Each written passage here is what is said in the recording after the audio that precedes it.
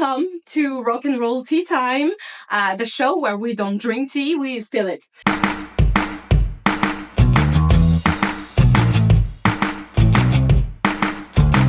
Today, we're with Ben and Nikki from Bodega, a New York punk band.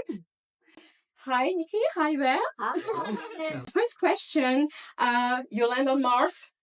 How would you introduce yourself and the band to the aliens out there? Oh, wow. We're starting. I guess first I would just be like, do you know what music is? Do you have music in your culture? I think like you just need to demonstrate them. Just play them a beat, sing some pitches and some rhythms, and it'd be an interesting experiment for sure. Yeah, like throw yourself into music directly. Yeah. When do you think the aliens are coming? No, I don't know if the aliens are coming soon, but yeah, they are not already there. Yeah, maybe. I think they might be there. They might be. Yeah. Have you had an alien story? Do you have an extraterrestrial story? I don't. Not yet. Not yet. Do you have one? Yeah. Actually, would love to. Yeah. It's not my story, but my parents. They went on a date in like the 80s. Okay. And upstate New York, where I'm from, and they were driving that late at night, and above the treetops in a backward road, they saw these colorful lights in a circle. And my dad, classic horror movie, stops the car and gets out. Oh, no. And my mom is screaming, like, stop, get out, kind of thing. And he gets out and he says that there's no sound. That it's this dark shape with lights going around and is just hovering right above them with no sound. Zero sound. And he says the car shuts off and then it turns back on, and when he looks up, it's gone. Oh, I think I would never recover. Maybe that's what started my mom's like alien obsession, but my dad never was a. I can understand. Yeah, experience. Yeah, I think it'd be fascinating to find out, like, if on a totally another planet with the same pitches and the same what their raw material of music, like what their scales are, and if they have the same sense of tonality, like have they come up with Smoke on the Water? Yeah, sure. Do they have Seven Nation Army? So the title of the new record is Our Brand Could Be Your Life.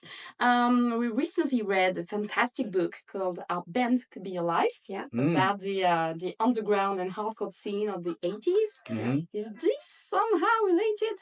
Yes. It's all. Ben is like a lexicon with this thing. He knows exactly. Well, I'm just kind of like an avid rock historian, I guess. Yeah. That's really cool subject. The book really left a big impression on my heart, really, when I was a kid. Or not even a kid, like a young adult. When I was, I think, like 21, I read the book for the first time. Yeah. And I immediately decided, okay, right now, not even like this year or this week or this day. I mean, right now, like in the next 10 minutes, I need to make a song and I need to start my serious journey into punk rock. Oh, that's great. You were already an old man by the time, because like the people in those books were like 18. Well, not all of them. It's a huge book. Not all of them. Like it's this big. I think Greg Ginn was like 29 or something. Yeah. A little later on, but for the most part, a lot of, like, Ian MacKaye was like 13 when he started Teen Idols or something. But I had a mattress on the floor and I flipped it up on its side. Yeah. And I was like, okay, I'm not gonna sleep in my own bed until I finish this recording. As like a challenge to motivate yourself. It's a motivation. But ever since then, I've been sort of obsessed with not only those bands in the book, but like the idea of American DIY. And so, the title's like a cheeky reference to it. Okay. Sort of an homage, but sort of a kill your idols kind of mentality as well. Yeah. So, your new record has a really interesting approach. You rearranged all songs, right? Mm-hmm. And I wanted to ask, can you tell us more about this approach? What gave you the idea? I mean, we consider this the third in a trilogy. So the thematics were always there. And it's just kind of funny that it was the first record we put out, but it's being like the third in the trilogy. It's kind of like a I know it's something that the prequel. Yeah, And the sequel, no. Yeah, it's something that we've always wanted to do, to redo this album because we recorded it on an internal Mac mic in 2015. Okay. So as you can imagine, that probably didn't sound like as high fidelity as you could.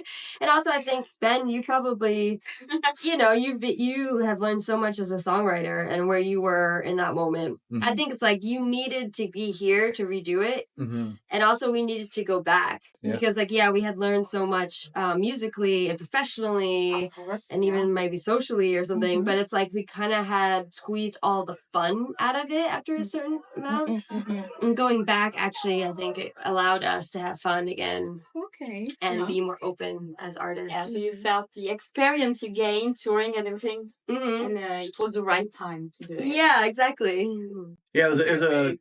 I think you described it really well. It was a mutual meeting because we're way more musical now, and the players that we have with us now, like Dan Ryan playing lead guitar, Adam Shumsky playing drums, and Adam C playing bass, we're able to, and Adam Sachs who engineered and mixed the album. Like we've done many projects with him now. That congruence of personality is a really strong musical unit. So. They're able to bring something new to the old music, but the old music was able to bring something to us to sort of re-spark the flame of what it is I like about punk rock. It gave us life, I think. Yeah. How would you like people to feel while listening to this record? Maybe just like vibe with it first, and kind of like get into the spirit. I think this will be a good gateway perhaps into our music. And then maybe they'd be more interested in like finding the lyrics and the connections and all of that. Because I can see that it can be like intimidating. Well, there's different ways to listen to music. Like sure. you can listen to it reading the lyrics. You can listen to it really cerebrally and try to isolate each instrument, what it's doing. I hope, ideally, we wanted to make a record that can please in many different situations. Yeah, maybe inspire someone. I think like our story is such that I feel like anyone can make music, right? And I feel like we're testaments to that. It's a lot harder than you think, but it's also a lot easier than you think. And I would like someone to listen to this record and then like pick up a pen or a guitar and like write their own songs. I can do that. You can do that. Yeah. Have a dialogue. And do you have weird rituals while composing music or rituals? Yeah, Ben composes in the nude. Yeah. No,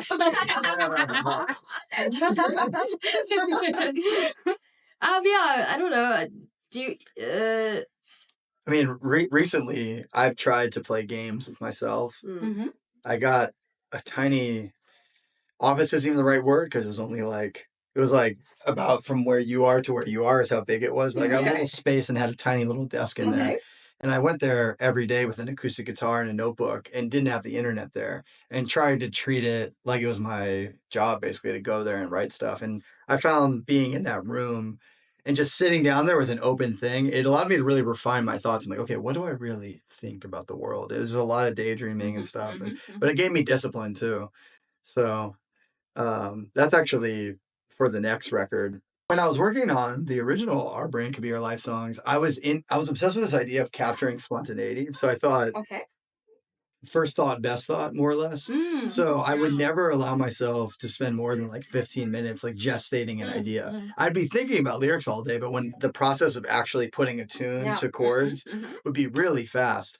And that's why on the original Bodega Bay version, the one that we redid, a lot of the songs are only like 45 seconds long, because whereas a more traditional songwriter and what me or Nikki would do today is we would take that as a demo and then we'd write a second verse, we write a bridge, we do a key change, we had a solo, we had a riff, blah, blah. Now, like back then it was like, no, that's it. That 45-second thing. That's it. You know what I mean? It fits where we were. But there's something kind of amazing about that because I love art that seemingly captures the randomness of thoughts that just kind of fly through your brain. And the music has sketch-like quality to it that capture that. Going back to Our Band Could Be Your Life, the Minutemen, I feel like we're masters of that. And they do kind of what I would call like a pop phenomenology, where listening to their music is close to like reading Joyce or something, where you're just in somebody's head. You know what I mean? Okay. Yeah, my rituals are actually kind of tied to the seasons, where it's very like fall is like really insular. I'm not creating much, you know, or if I'm working on something that's already had been created and like perfecting it, so it's not really doing much emotional, you know, work. It's like more of just like the head, you know, the easier like choices stuff Okay. to do. And like, yeah, in the winter, maybe I'm writing a little bit, but the spring, I feel like is where I really create. You know, I take everything that I had written during the fall and winter and even summer, and that's kind of when I put it all together. Okay. That's So so yeah, very interesting, yeah. seasonal. Yeah. Very Gilmore Girls. I do, yeah. I'm very American Pie. Oh yeah. You know, we love baking. That's kind of a thing. Yeah. Yeah. So, what if your music was a flavor? What does your music taste like? Espresso. Yeah. Mhm. Oh yeah, for the visceral part, you mean? Yeah. Something. And how fast it is. Yeah, Shot of adrenaline. See how fast I said Yeah, it? Yeah, our music is very for the caffeine addicts. Caffeine So I think something espresso flavored. It's you, yeah. Of course. Do you have something pointless but yet essential that you always bring in your suitcase? Mm. Hmm. Yeah, books. Yeah, Yeah, we have to be. he Of has course. so many books. That's Really heavy suitcases. Yeah, Yeah, he also brings a Scarlet, which is like a it's a little interface. it's an interface to demo. machine to Ah. demo your guitar part stuff. It's just like a huge chunk to carry around. I feel like most things we bring have a function, though. I'm trying to think of a totally pointless thing. I Yeah. always get really ambitious and I bring a bunch of like sheet music because I always think I'm going to be gone for 2 months. I'll be like a master at sight reading jazz. And then, yeah, I like swallows. I'm always like, I'm always way more ambitious. You both play many instruments, but if you have to switch roles on stage with another musician, whether from the band or not, who would that be? Probably Bob Nastanovich from Pavement. Oh, nice. Because he's like the hype man. That's probably what I can't really play a lot of instruments. I just learn the instrument that I need to play our songs. That's a good start. So I feel like Bob would probably work really. I'm always getting that reference because he's like the hype man. I always want to do everything else. Yeah. I mean, I'd love to be, because I play a lot of bass and write on bass a lot. It'd be fun to be the bass player. I was a drummer when I was a kid. It'd be fun to play the drums. Oh yeah. It'd be fun to be Nikki. It'd be fun to be Dan. And Aw. everybody's got I a. would love to see you in a dress. I and feel like hitting the. I feel like You can try a few things. Yeah. I would love to see this. Imagine it's a tricky question. You wake up after a gig. What's your first thought? Go. Ugh. That's probably what I thought. So, not really positive thoughts. It's more like neutral. It's probably like, why am I awake this early? Kind of vibe. Like, can we sleep in? It's not poetic, but that's probably what my first thought is. Okay. the number one thing we've been talking about when the five of us first sit down together for breakfast or in the van is what new songs are we going to do tonight so we can listen to them in the car, because we're the kind of band This that is like 20 minutes after. maybe like I mean like Okay, the first 20 minutes are It'd be funny if we wake up and we're like, all right. Yeah. So blurry, that Yeah. coffee, guys. Okay, yeah. Yeah. The very first thought is where's the espresso at? But, Yeah. but Sure. Yeah, that's a Sabrina Carpenter song in your head. So can we say Ben is having a massage right now? So Yeah, we have to Ben. leave. You've been More. touring a lot Yeah. in the last few years. Uh-huh. What's the weirdest thing you remember seeing on tour? And it was in France, which it was perfect because here we are in France. And we were playing a stage. It was 2019. I can't remember exactly where we were, but there was an older man, maybe in his 50s, early 60s, in front, and he kept trying to get my attention while we were performing. And at the end of when we played, it was like a very rowdy set, like things were flying over our heads, and a young guy's t-shirt had landed at my feet.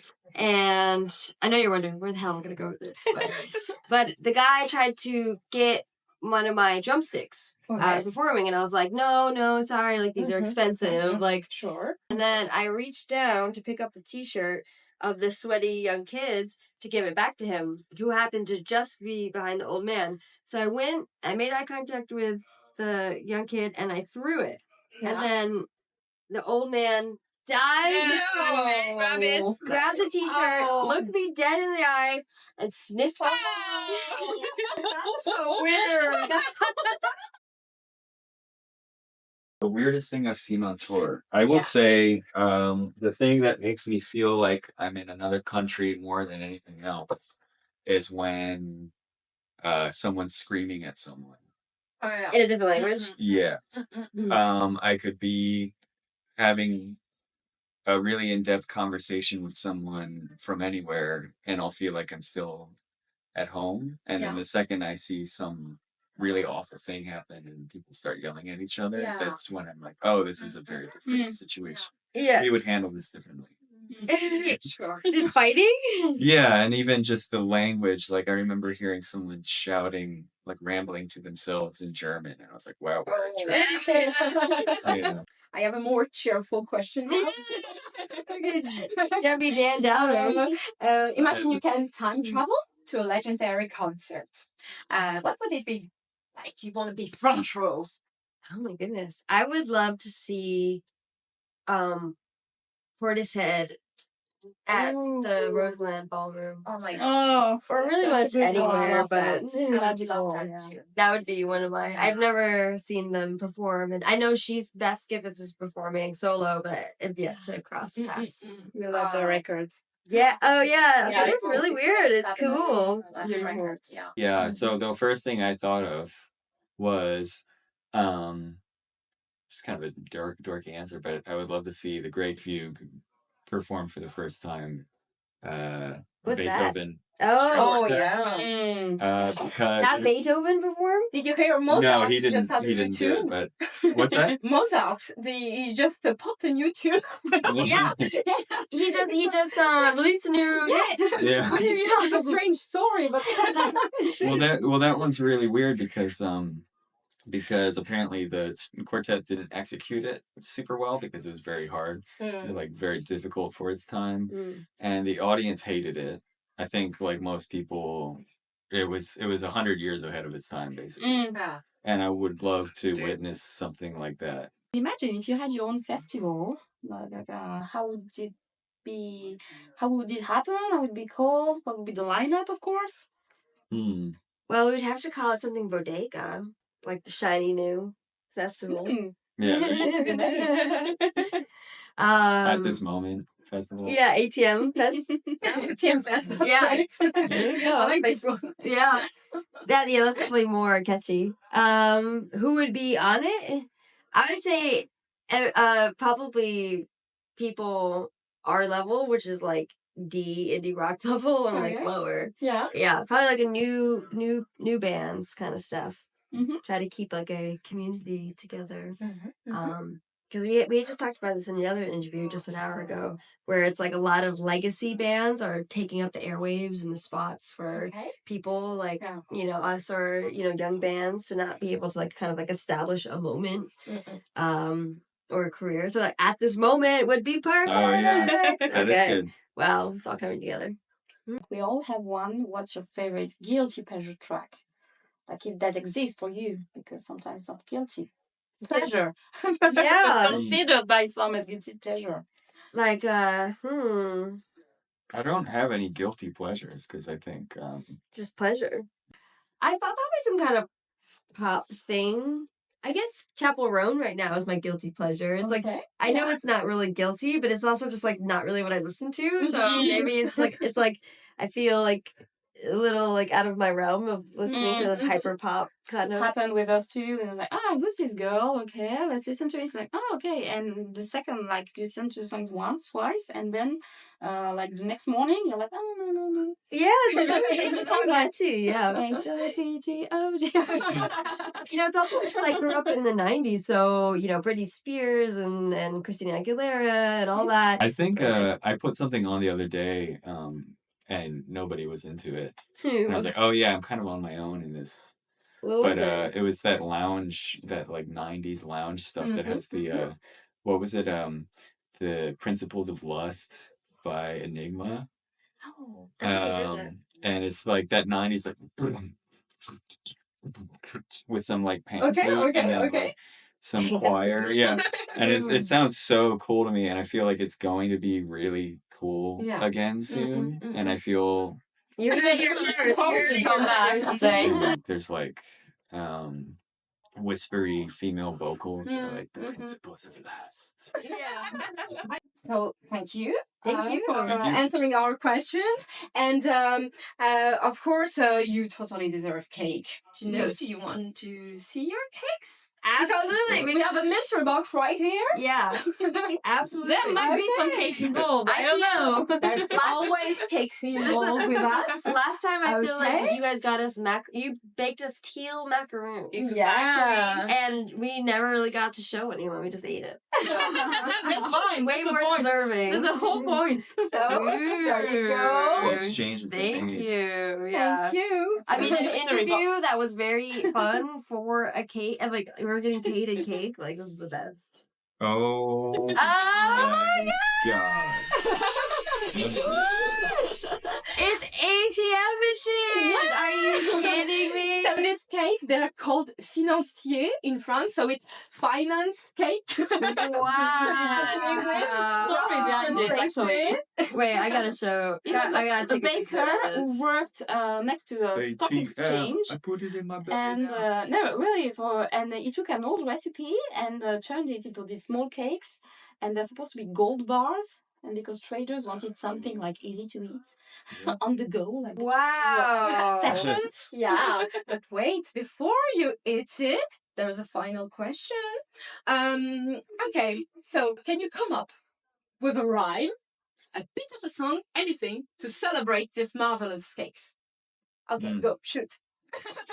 ATM, I want it in my belly. Now, watch us on the telly.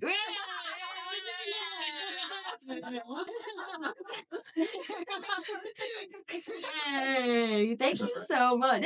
And it's vegan. Yes, Yeah, it's it's all vegan. vegan. Everything is vegan. Wow. This is just I don't know. And it's lemon lemon and blueberries. Wow. So we I- hope you will like them. I am in awe. Actually, I'm wondering if I should even wait. What? Okay, I'm just gonna take a bite. Yeah. Okay, go on. Go on. Mhm. I do have a dinner waiting for us. Oh my god. Amazing. Thank you so much. You're most welcome. You're most welcome. This is gonna be the first thing I eat when I get off stage. Okay. Thank you so much, Bodega. Thank We just reminded everyone, so your new record is Our Brand Could Be Your Life, and you're actually on tour. Yeah. So catch these wonderful guys Don't on miss stage. them. Do not miss them. And don't forget to like, share, subscribe, and we'll see you soon for another episode of Rock and Roll Tea Time. Bye! Smash that like button.